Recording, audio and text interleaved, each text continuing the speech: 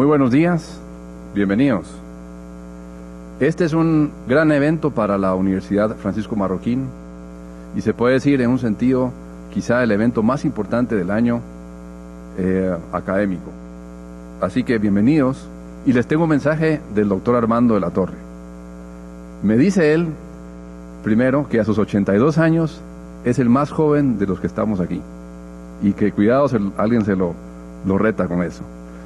Pero número 2, no solo es el más joven, sino que es el más bello de todos. Luego me dijo que él intenta ser filósofo y vaya que eso no es cierto. Pues ha sido maestro de maestros. Para la Universidad Marroquín es un honor tenerlo aquí. Realizó estudios de Derecho y Periodismo en la Universidad de Habana, Cuba. En la Compañía de Jesús estudió lenguas clásicas, filosofía y teología, tanto en España, Alemania y Francia. Su doctorado lo hizo en filosofía en la Universidad de Múnich. Ha sido catedrático de universidades en Estados Unidos, en Princeton, New Jersey y Hampton. Es director de investigación científica, director de investigación científica en la Universidad Rafael Landívar en 1976, y en ese mismo año se funda en la universidad el departamento o la Escuela Superior de Ciencias Sociales, de la cual él ha sido director de 1976 para acá. Ha sido conferencista invitado en universidades en Europa y América sobre temas filosóficos, sociales y educacionales. Es también un experto en el estudio económico del derecho y análisis económico de las decisiones públicas. Ha hecho innumerables publicaciones, no las voy a leer, pero recibamos con un gran aplauso a nuestro gran profesor Armando de la Torre.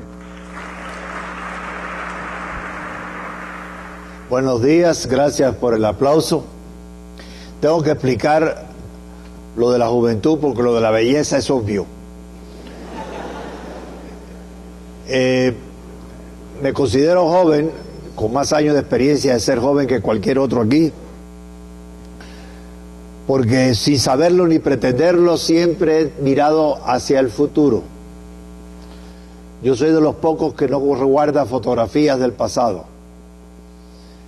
Y segundo, porque me gustan los riesgos de todo tipo, inclusive el de ponerme aquí a hablar a ustedes sobre un asunto del que pueden saber ustedes más que yo. Entonces, por amor al riesgo y por la visión de futuro, por eso me considero realmente joven. Ahora, ya entrando en temas menos serios, yo querría hacer un breve comentario, porque no me da mucho tiempo más para hacerlo más largo, sobre lo que es la vida universitaria y esta universidad. Yo estoy en Guatemala por la Universidad Marroquín. Si no hubiera habido Universidad Marroquín, no estaría en Guatemala. Eso se los puedo asegurar con toda convicción. Vine provisionalmente por un año y después lo alargué a 2 y ya han pasado 32 y aquí todavía estoy. Y aunque el país este es muy atractivo y su clima es maravilloso, cosa que no saben los guatemaltecos, porque no pueden comparar, pero yo sí he vivido en climas infames comparado con el de Guatemala. Y aunque su gente es buena y su paisaje es extraordinario, nada de eso me hubiera llevado a radicarme en Guatemala los últimos años de mi vida, como la Universidad Francisco Marroquín. Es única, en muchos sentidos. Habrá otras universidades de una experiencia docente mucho más larga. La San Carlos tiene 300 años y pico. Habrá otras que con grandes recursos a su disposición son líderes en la investigación. Por ejemplo, la Universidad de Chicago ha sido extraordinaria en el siglo XX, para mí probablemente la mejor de todas, la del siglo XX. Hay otras de mucho prestigio mundial, casi automático, como Harvard, o en otra época la Sorbona de París. Pero ninguna tiene la fisonomía original que tiene la Universidad Francisco Marroquín, donde no solo se busca la excelencia académica, la buena formación profesional, ya de por sí es mucho pedir, sino también porque se da una conjunción de filosofía y práctica que no he visto en otra parte. Filosofía alrededor de la idea de la responsabilidad del hombre libre. Eso es lo que se nos enseña o se nos inculca más aquí, la responsabilidad del hombre libre. No digo el hombre libre, la responsabilidad del hombre libre. Todo hombre libre, en la medida en que es libre, tiene que responder. Eso significa responsabilidad. Yo suelo añadir que esa responsabilidad en el foro interno es ante Dios, pero en el foro externo es siempre ante los hombres. Que en el foro interno es de nuestras intenciones con las que hacemos las cosas, y en el foro externo es ante los hombres de las consecuencias de lo que hacemos. Pero en todo caso, ninguna universidad donde yo he estado, y he estado en algunas, he presenciado en ella la insistencia en el sentido de la responsabilidad personal, la libertad, que se ha perdido de vista en el horizonte de muchos otros eminentes centros docentes. ¿Y por qué? Le estaba comentando a nuestro rector, el escudo de la Universidad Marroquín tiene 3 palabras. La primera es veritas. Toda universidad busca, o se supone que busca, la verdad. La segunda palabra es justicia, que significa que la libertad tiene límites, y el respeto a esos límites de la libertad es la consecuencia natural de haber alcanzado la verdad sobre nosotros mismos. El hombre es libre, pero el hombre es limitado en lo que puede hacer con su libertad, y eso es justicia, respetar esos límites. Pero justicia y libertad, justicia y verdad, no son asequibles al hombre sino en la medida en que es libre y responsable de lo que intenta hacer y de las consecuencias de lo que hace. Eso es único en esta universidad. Además, la Universidad Marroquín tiene otra ventaja. Y perdone si me extiendo algunos detalles que quizás a ustedes no les parecen tan relevantes. La universidad es una institución que tiene ya prácticamente 900 años de existencia. Es un fruto de la presencia de la teología en la enseñanza de la Edad Media. Así surgieron las universidades. Por cierto, las 3 facultades iniciales de las universidades medievales eran la teología, en primer lugar, la reina de las ciencias en aquella época, la medicina y el derecho. Entonces, ese es el marco histórico del surgimiento de la universidad. La universidad, a su vez, encarna la sabiduría de 2500 años de pensamientos de millones de hombres acerca de qué es él, qué es el mundo que lo rodea y qué es lo que debe hacer en ese mundo, que llamamos la tradición occidental. Pero esa universidad fundada en la Edad Media ha sufrido muchos cambios hasta el día de hoy. Y hay un momento decisivo en la historia de la universidad que yo creo que lo encarna la Marroquín mejor que muchas universidades europeas que conozco.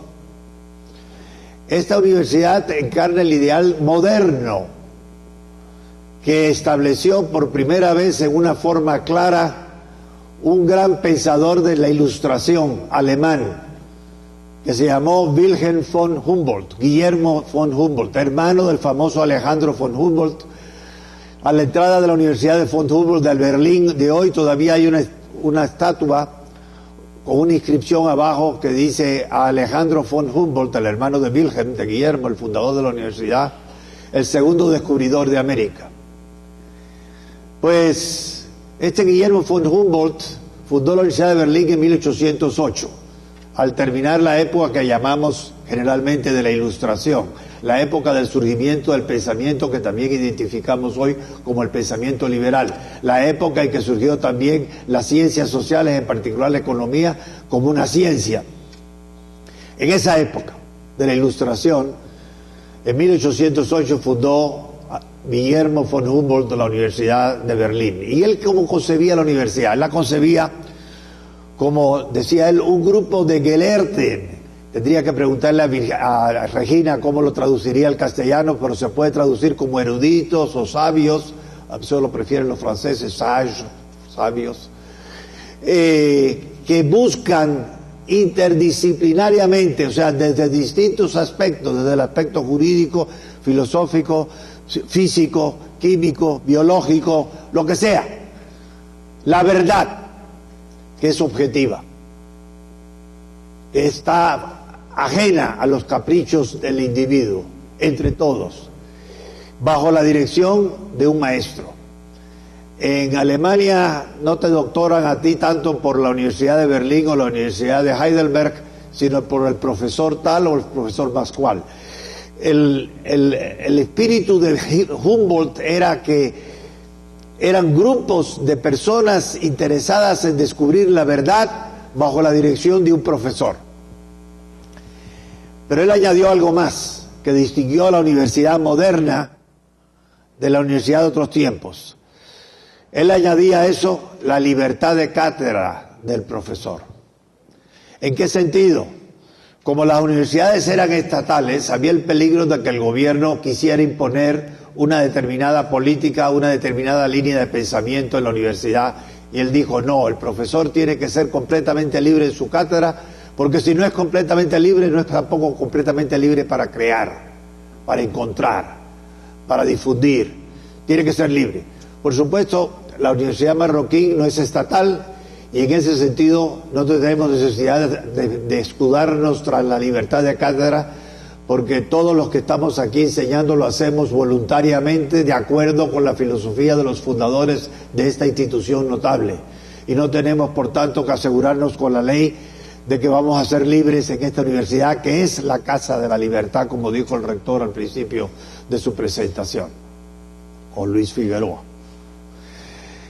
Pero con esto, con esta actitud de la Universidad de Berlín de 1808, la universidad medieval se transformó en una universidad moderna. Y entonces Alemania, que hasta entonces había sido culturalmente secundaria en Europa con respecto a Francia, con respecto a Italia, con respecto a España misma del Renacimiento, con respecto a Inglaterra, pasó al primer plano. Fue el siglo de oro del pensamiento alemán, de la tierra de los pensadores y de los poetas, como se llamaban ellos mismos a sí mismos. Porque de 1808 en adelante florecieron, ya había habido antes grandes eminencias como Kant, pero floreció la universidad alemana en todos los campos, con la libertad de cátedra de sus profesores, en la física, en la química, en la teología, en la filosofía, en el derecho, en la medicina, en cualquiera de los grandes campos que se abrieron por primera vez al estudio científico y profundo en la historia de Occidente. La historia de la universidad tuvo su periodo glorioso en el espíritu y la estructura que tiene hoy la Universidad Marroquí. Guillermo von Humboldt no pensaba en una universidad de masas. Hoy las universidades se han transformado en centros masivos de educación, con pocas excepciones, para formar profesionales. No era ese el pensamiento de Guillermo von Humboldt. Él quería investigadores, hombres y mujeres libres, por tanto responsables ante los demás, justicia, de la búsqueda de la verdad. Y con eso se iniciaron en todos los campos de la ciencia moderna, del pensamiento moderno, y la Universidad Alemana fue el prototipo de lo mejor para el mundo entero. Tan es así que, por ejemplo, Harvard, que era una universidad decadente a fines del siglo XIX, no valía gran cosa, se revitalizó cuando a fines del siglo XIX un gran rector que tuvo Harvard adoptó el método de la estructura, el pensamiento de la Universidad Alemana en Harvard.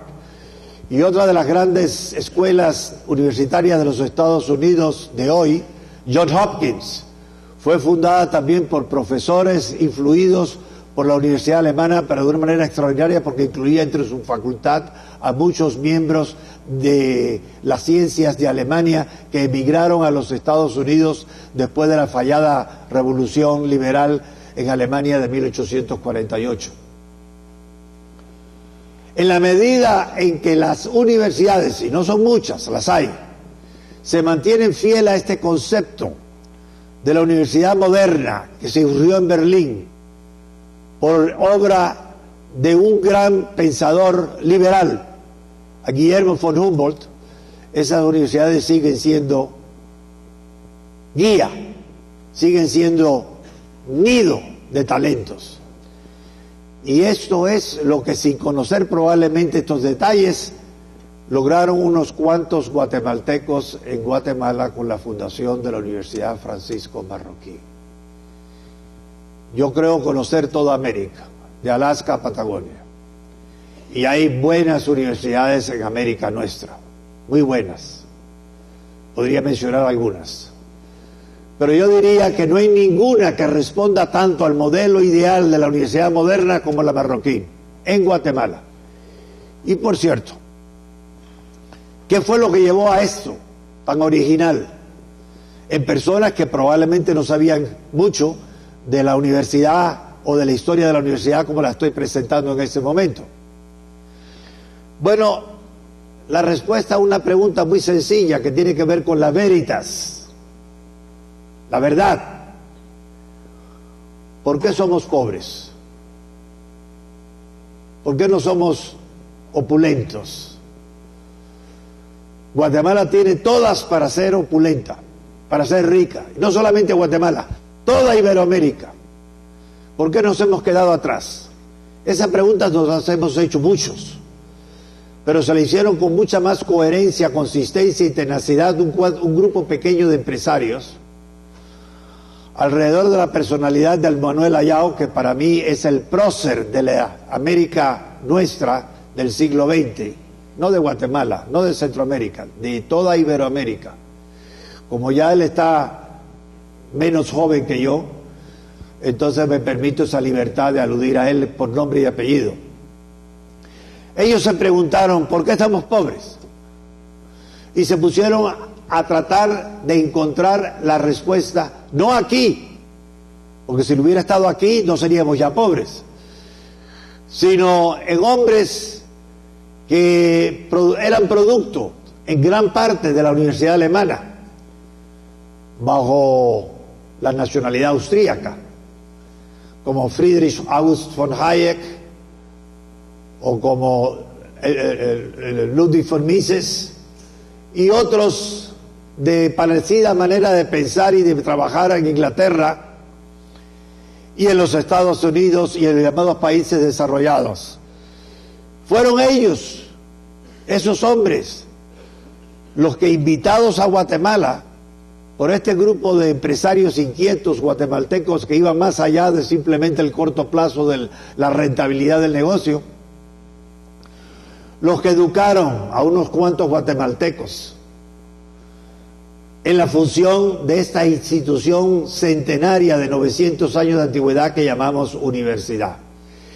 Y porque fueron los únicos que fueron a buscar, sombrero en mano, humildemente, a grandes figuras internacionales del pensamiento europeo más desarrollado y americano también, de lo mejor del mundo de Occidente, hace muchos años, hace medio siglo, que fueron los únicos a preguntarle la respuesta ¿por qué somos pobres? Que en el esfuerzo de dar respuesta a esa pregunta tan importante se creó la herencia de esta universidad. Es una herencia que ya empiezan a recibir no solamente ustedes, las generaciones más jóvenes, sino también otros jóvenes de otros países de nuestra América, de Iberoamérica, e inclusive de otras partes del mundo. La Marroquín es la única universidad que yo puedo contemplar. Si puede haber alguna más, pues qué bueno, pero es una más nada más. Si no la hay, es única. La única universidad que tiene una herencia particular que ofrecer al resto de América y al resto del mundo. ¿Por qué? Porque un grupito de hombres desconocidos en un país de tercer mundo como era Guatemala tuvieron la ocurrencia genial. Guillermo von Humboldt hubiera dicho, bajo el profesor, en este caso Manuel Ayau, de ir humildemente a preguntarles a grandes pensadores de grandes culturas, de grandes países desarrollados, ¿por qué el nuestro no es gran cultura? ¿Por qué el nuestro no está desarrollado? ¿Por qué el nuestro es pobre? Y ellos les dieron su opinión franca, científica, bien pensada, bien meditada, y eso es lo que se enseña en esta universidad. Ustedes aprenden aquí lo esencial de la generación de la riqueza, lo esencial de la justicia, los límites que tiene que seguir el hombre para generar riqueza, lo esencial del camino a la verdad. Y eso es único. Por eso a mí me impresionó tanto este ensayo. Es un ensayo como todo lo humano, es un experimento que se llama Universidad Francisco Marroquín, y me quedé en Guatemala. Yo podía estar en otras universidades, en otras circunstancias, en otras condiciones, probablemente desde un punto de vista estrictamente mediocre, ganando más, pero nunca recibiendo la herencia riquísima espiritual de estos hombres y mujeres extraordinarios guatemaltecos inesperadamente encontrados aquí, que me ofrecieron un hogar para poder descansar de mis afanes y seguirme nutriendo de las grandes verdades de los hombres libres responsables de este conjunto de realizaciones extraordinarias de la vida humana que se llama la civilización occidental. Eso es. Yo quiero darles a ustedes la impresión, el peso de esto. Y por qué lo digo, porque yo no soy alumno de la Marroquín, o lo soy. Soy alumno de mis alumnos y sigo aprendiendo mucho de ellos. He tenido la ocasión de conocer grandes talentos jóvenes aquí en esta universidad, y de ellos aprendo y seguiré aprendiendo hasta que muera. Pero el orgullo legítimo, el incentivo sólido de prolongar y enriquecer y aumentar una herencia extraordinaria en el mundo, no solo en Iberoamérica, que es la Marroquín, creo que debe ser un incentivo para ustedes también, para esforzarse en buscar la verdad con más ahínco, con un sentido de justicia y por tanto de responsabilidad, que es lo que se nos enseña y a lo cual se nos invita en este centro de estudios.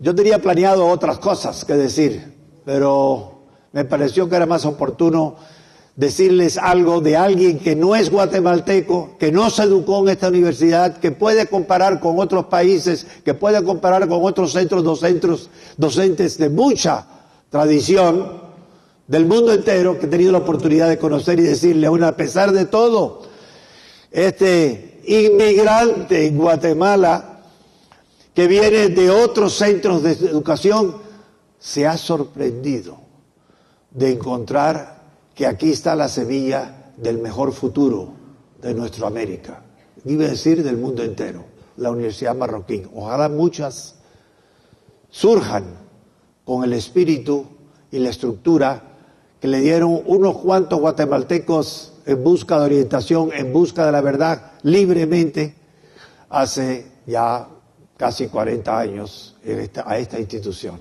Ahora, esto supuesto que es dentro del objetivo de la universidad de responder por qué somos pobres, lo que más me atrae a mí y creo que puede ser más beneficioso.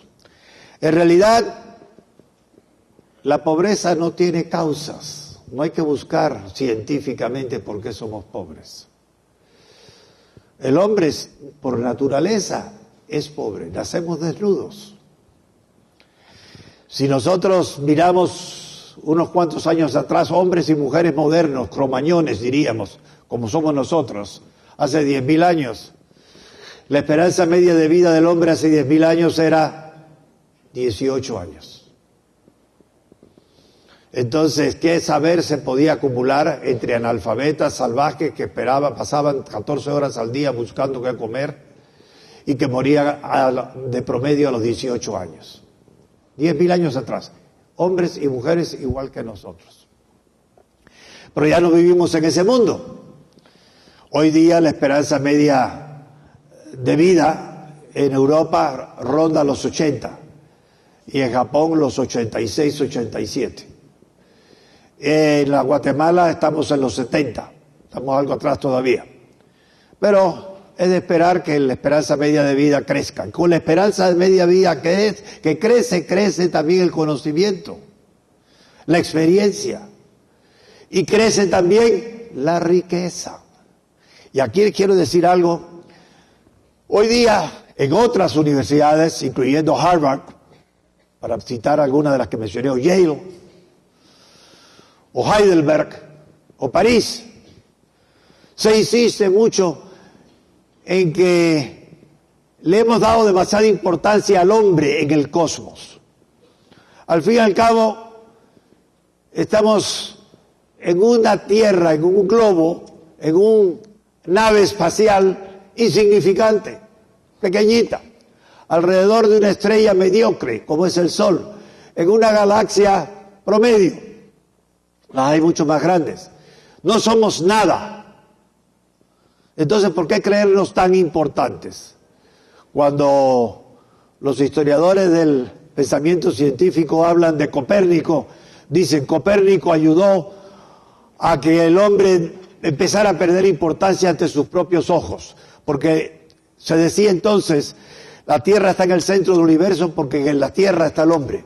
Y donde está el hombre es el centro del universo. Eso no cuenta, eso no vale. Por supuesto, después vimos que ni siquiera el Sol es el centro del sistema en donde estamos, sino hay un centro mucho más amplio, más lejano, que está en el centro de la galaxia. Y todavía esta galaxia no vale nada comparada con otros centros más importantes y más lejanos que podemos intuir a través de radiotelescopios. ¿Qué somos? Nada. Y somos todo.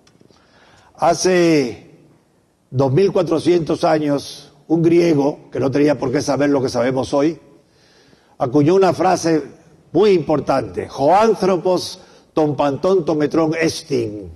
El hombre es la medida de todas las cosas.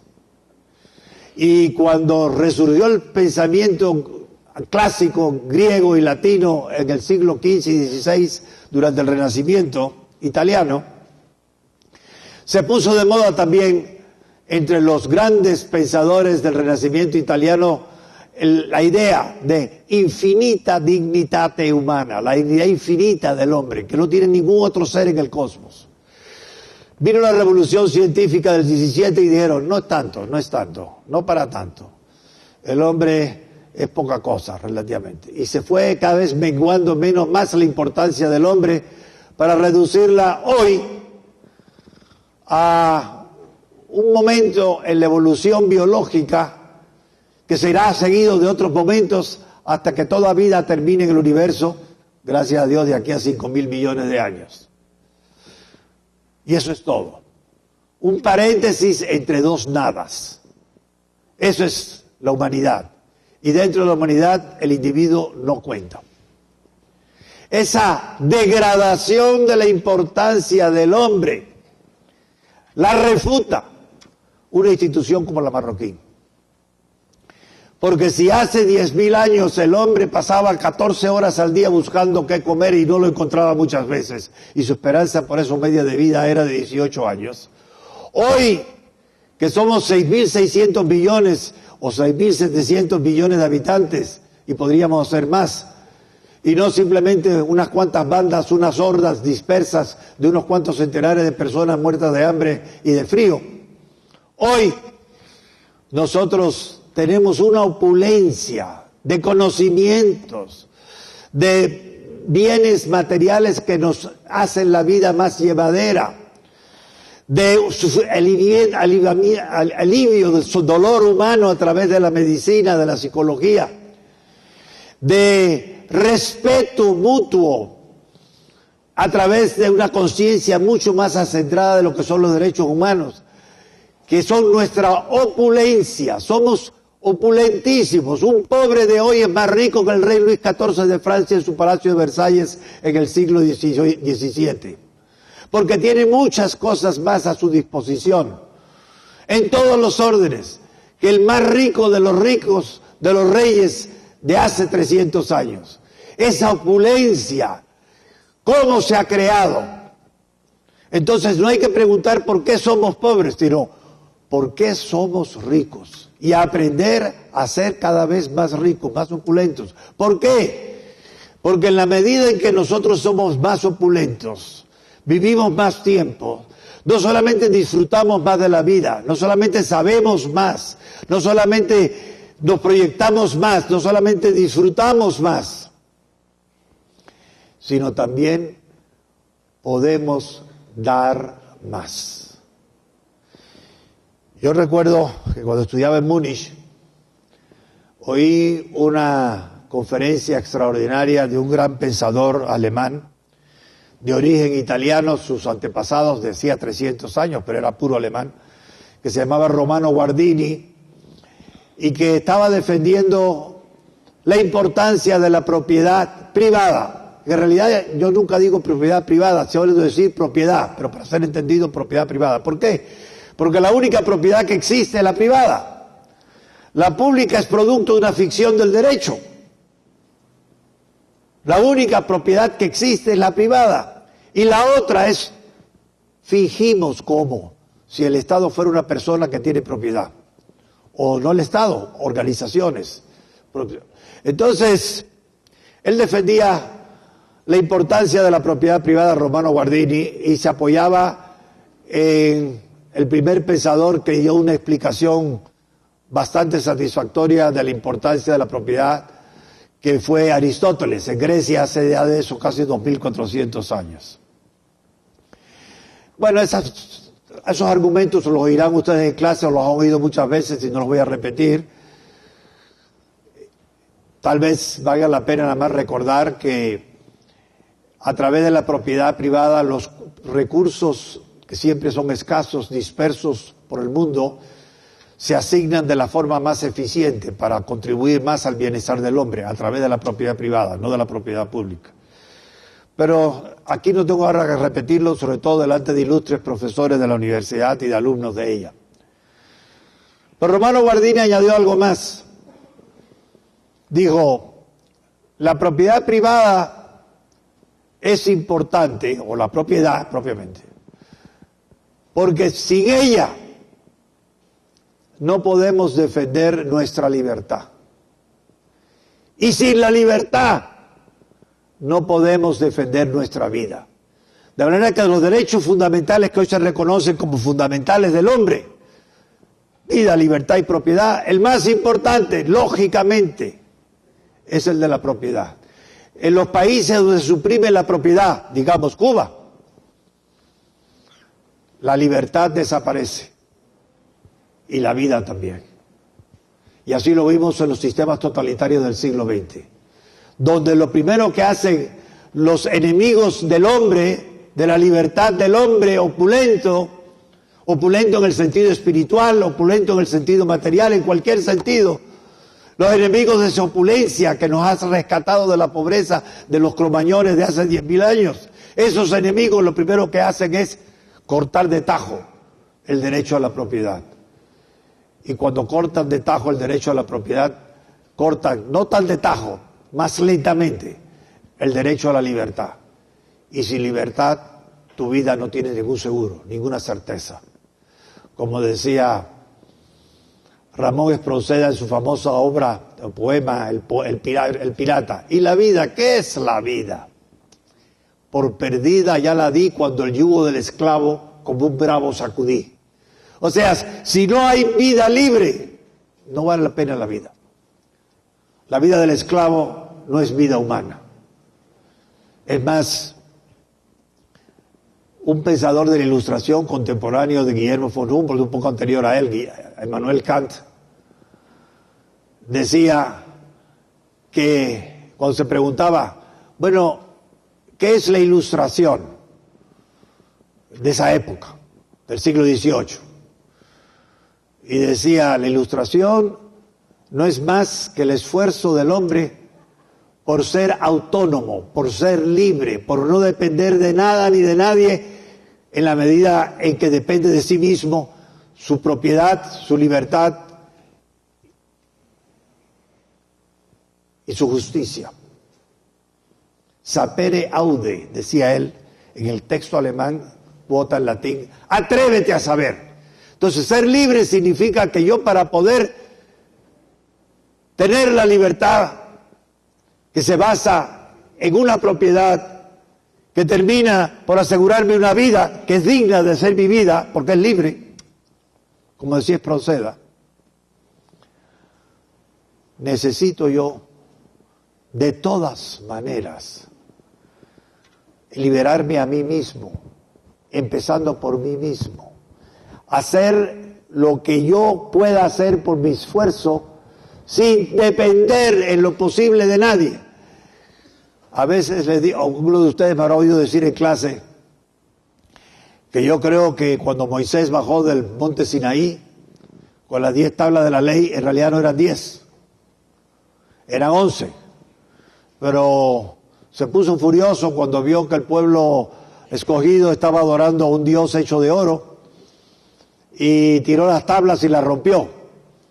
Y entonces la siguiente vez que regresó con las tablas ya le faltaba un mandamiento, el 11º.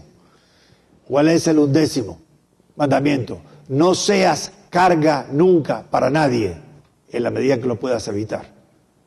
No seas carga para... Ese es el adulto, ese es el hombre libre. Ese es el hombre que necesita de la propiedad para defender su libertad y asegurarse su propia vida. Eso es la raíz de la opulencia. Eso es la raíz del progreso. Y por eso ahora vuelvo yo a decir con Protágoras.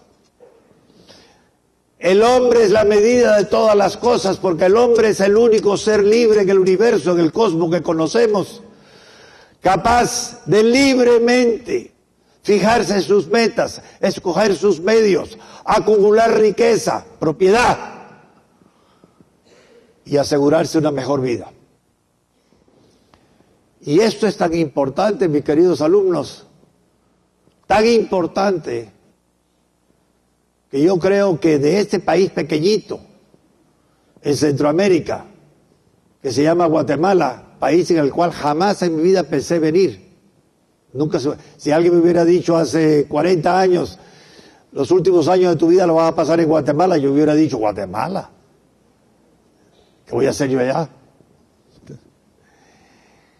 Pues de este país pequeño, como pequeña era Atenas, cuando fue la gloria de la cultura griega, como pequeña fue Florencia, cuando fue la gloria del Renacimiento italiano. De este país pequeño, por azares impredecibles, por un grupo de jóvenes empresarios guatemaltecos que se preguntaron por qué somos pobres, que lo mismo que preguntar por qué no somos ricos, y que se fueron a buscar respuestas con las mentes más ilustres del siglo XX, de mediados del siglo XX, entre ellos Hayek o Mises. Personalmente, pues de este rincón tan pequeñito puede surgir la Atenas o la Florencia o la Viena del siglo XXI. Yo estoy impresionadísimo de cómo en este pequeño país de América, que para muchos, según índices de desarrollo humano, está entre los medianos y no siquiera entre los más avanzados, sin embargo, ha surgido una institución que puede convertirse en modelo y en razón de un siglo de oro iberoamericano como el que le dio la Universidad de Berlín a la cultura alemana desde todo el siglo XIX y todo el siglo XX. Eso es lo que quiere hacerlos sentir, que se sientan orgullosos de estar en un experimento, en un ensayo humano, totalmente humano, producto de la libertad responsable, para aliviar el dolor humano, la pobreza humana, la escasez natural, que se enseña aquí. y que ya está dando sus frutos. Porque esta universidad, pequeña, muy pequeña, nada rica, nada opulenta, producto de un esfuerzo de unos pocos hombres y mujeres abnegados, ya empieza a sonar como la ola del futuro. No en los países de nuestra América, en todas partes, hasta en la antigua Unión Soviética. De manera que, sin saberlo, como pasa siempre en los asuntos sociales, sin planearlo, sin diseñarlo, espontáneamente, inesperadamente, es en este rincón de Centroamérica donde surge el futuro. La promesa, la verdad, la libertad, la justicia. Es aquí. Y ustedes también, sin pretenderlo y sin saberlo, son parte de ese proceso. Igual que los demás que estamos aquí, los profesores también. Estamos contribuyendo espontáneamente, diríamos, por una mano invisible de un tipo superior a la mano invisible del mismo mercado, estamos contribuyendo a un experimento único, a un experimento provisorio, a algo que vuelve a hacer que sea verdad lo que dijo Protágoras, que el hombre es la medida de todas las cosas. El hombre en Guatemala, en la Marroquín, desde aquí, somos medida para todas las cosas. O que es lo mismo que decir, volvamos otra vez a hablar de la posibilidad de la infinita dignidad del hombre, infinita, porque son infinitas las posibilidades del hombre también. En la Edad Media lo infinito se relacionaba con Dios y yo soy creyente, pero lo infinito se refiere simplemente a las posibilidades. Son infinitas las posibilidades que tiene cada uno de nosotros por el hecho de haber pasado por las aulas de la Marroquín. Son infinitas las posibilidades que se crean para la sociedad humana en el siglo XXI, en el siglo XXII, por el simple hecho de que exista la Universidad Marroquín. Son infinitas las riquezas que podemos acumular de todo tipo, la opulencia que nos puede alejar de la pobreza del pasado, simplemente porque existe la Universidad Marroquín. Tengamos la humildad de agradecer que en el camino de nuestras vidas la providencia de alguna manera nos puso también en esta encrucijada que llamamos la Universidad Francisco Marroquín. Después de pasar por ella ya su vida no será igual, nunca será igual a como antes, no será igual a las de muchos que le rodean tampoco, será especial. Entonces, este es el semillero de esa infinita dignidad del hombre. Esta es la medida de todas las cosas. Este es el resumen de toda la opulencia acumulada en Occidente por 2500 años. Y por más. Este es, creo yo, la estrella polar. Lo especial. Que no es mérito de ninguno de nosotros, ni siquiera de Manuel Ayao, que es el prócer que dio origen a todo este proceso. Que en alguna forma, si eres creyente, lo puedes atribuir a los misteriosos caminos de Dios. Y si eres agnóstico y no estás muy seguro, lo puedes atribuir al orden espontáneo de la sociedad, donde el genio surge donde menos se le espera. En el texto que yo tenía preparado para hablar hoy, que no tiene nada que ver con lo que estoy diciendo, ahí mencionaba yo la parábola una parábola del Evangelio, aquí quiero citar otra. Salió el sembrador y tiró las semillas, y algunas cayeron en el camino y fueron aplastadas por los transeúntes. Otros cayeron en tierra árida y no germinaron, murieron. Otras cayeron en tierra fértil, pero vinieron los pájaros y las comieron. Y solo unas pocas cayeron en tierra fértil, no vinieron los pájaros, no se las comieron y germinaron, fruto abundante. La Universidad Marroquín es un sembrador. No sabemos en esta universidad cuál de nuestras semillas cae en tierra fértil y cuál en tierra estéril. Como no sabemos tampoco en toda la humanidad ¿Qué semilla de inquietud intelectual? ¿Por qué somos pobres? Fructifica en Guatemala y no en Canadá, en Japón o en Argentina. No sabemos. Hay un sembrador invisible que ha hecho que esta semilla cayera en la tierra fértil de unos cuantos guatemaltecos, entre ellos a la cabeza Manuel Ayau. Y de ese insignificante episodio surge toda la grandeza de la cosecha que ya tenemos a la vista y que cada vez irá aumentando exponencialmente. Seamos agradecidos, seamos humildes. Y lo último que le quiero decir a propósito de la semilla del intelecto, la semilla del alma, difiere de la semilla del agricultor. No solamente porque el que siembra no sabe dónde van a caer las semillas y si van a fructificar, y el agricultor sabe un poco más, sino por otra razón. Porque la semilla humana responde a un entorno que la engrandezca, que la enriquezca, que la fructifique. ¿Y ese entorno qué significa? ¿Qué cosa es?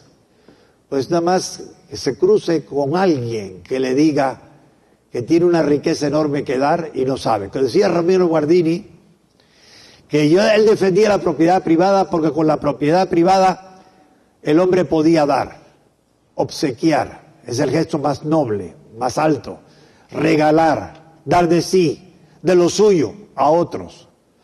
Por eso hace falta la propiedad privada, para que el hombre se realice humanamente sabiendo dar.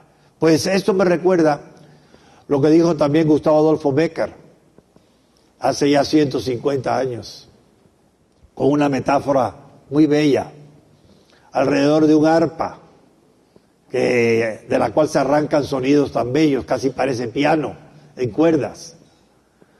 Decía él, más o menos, no me acuerdo muy bien, del salón en el ángulo oscuro, de su dueño tal vez olvidada, silenciosa y cubierta de polvo, veíase el arpa. Cuánta nota dormía en sus cuerdas, como el pájaro duerme en las ramas, esperando la mano de nieve que sepa arrancarla. Ay, pensé, cuántas veces así duerme el genio en el fondo del alma. Y una voz, como Lázaro, espera que le diga: levántate y anda. La Marroquín es esa voz. De nosotros depende el que nos levantemos y andemos. Muchas gracias.